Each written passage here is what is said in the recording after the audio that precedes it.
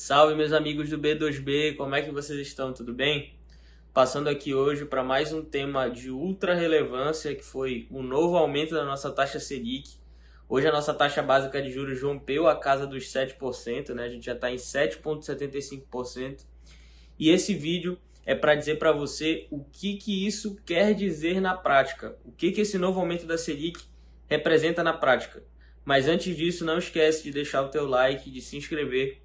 E, apesar de tudo, mesmo se tu não quiser te inscrever, deixa a tua dúvida aí nos comentários, que a gente vai ter o maior prazer em ler e te responder aqui, tá bom?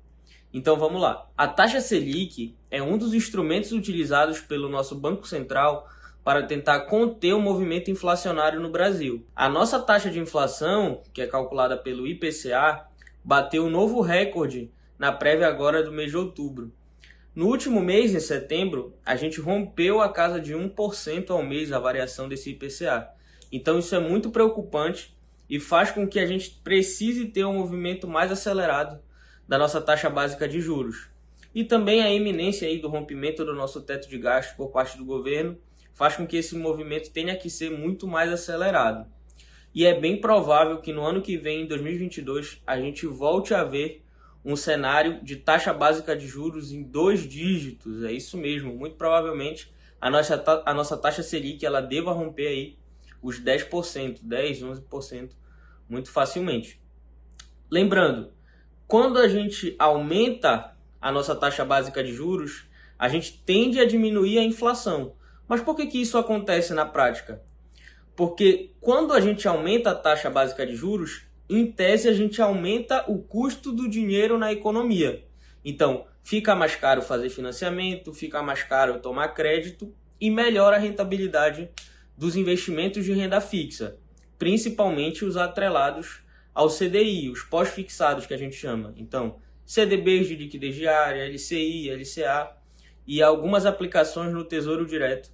Também você vai perceber um movimento de alta que acompanha esse movimento da taxa Selic. Além disso, os investimentos em bolsa passam a ter uma desaceleração. Por quê?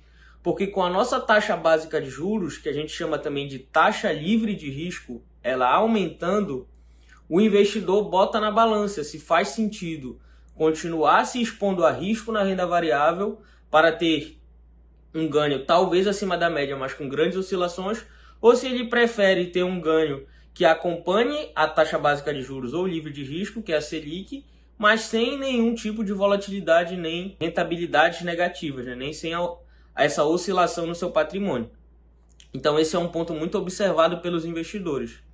No entanto, algumas aplicações tendem a sofrer um pouco mais dentro da renda variável, como por exemplo os fundos imobiliários, porque dependendo da classe desse fundo, ele pode ser muito prejudicado com o avanço da Selic, porque o investidor vai pensar, por que eu vou investir num fundo imobiliário para ganhar 0,6, 0,7 ao mês, se eu estou ganhando isso livre de risco, sem uma oscilação do mercado? No entanto, algumas classes de fundos imobiliários, como os fundos de recebíveis, que têm muitos dos seus ativos atrelados à variação do CDI ou mesmo à inflação, eles tendem a se beneficiar e a se valorizarem bastante.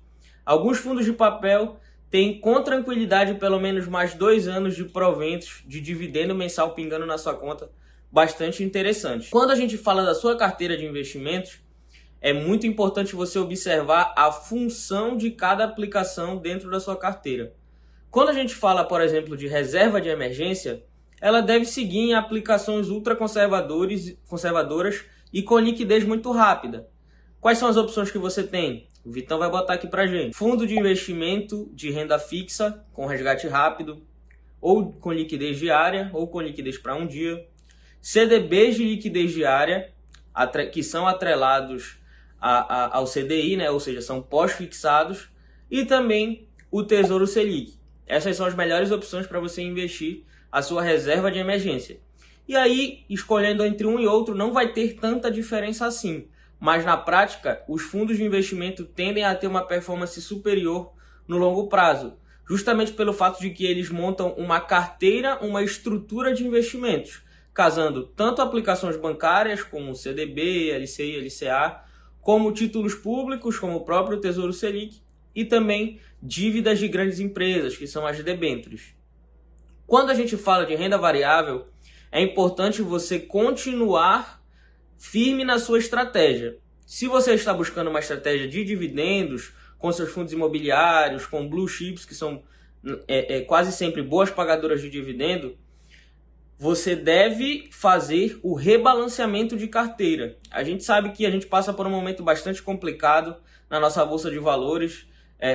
A nossa bolsa simplesmente é a mais descontada do mundo nesse ano, né? Mesmo comparando aos emergentes, comparando aos países desenvolvidos, a gente está muito atrás. Então, a gente percebe sim um grande gap e uma grande oportunidade dentro da nossa renda variável.